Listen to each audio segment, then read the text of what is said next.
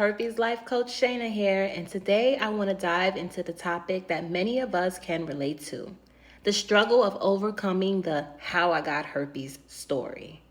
When I first discovered I had herpes, the weight of the stigma made me immediately point fingers, blaming my child's father at the time for my diagnosis.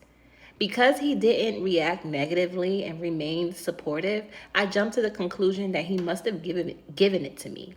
In essence, I was projecting my own feelings onto him. What I failed to consider at the time was the context of our relationship. We had been together for almost 3 years, and I had just told him that we were expecting a baby. Of course, his response was one of acceptance and understanding. My bitterness about how I discovered my diagnosis and how we broke up soon after led me to repeatedly reciting my victim story, even during disclosures. I had inadvertently woven this narrative into my identity. Today, I want to remind you all that true peace can never be found within your victim story.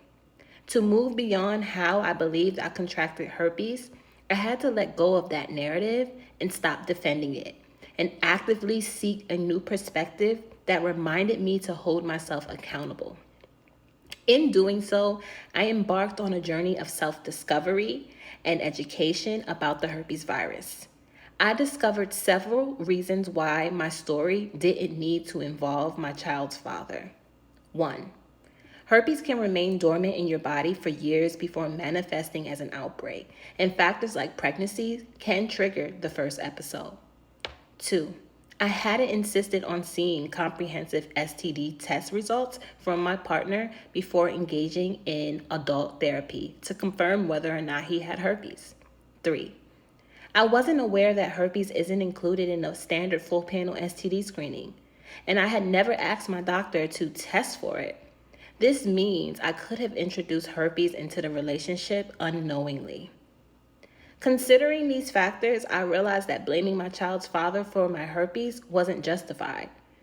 This became my new narrative.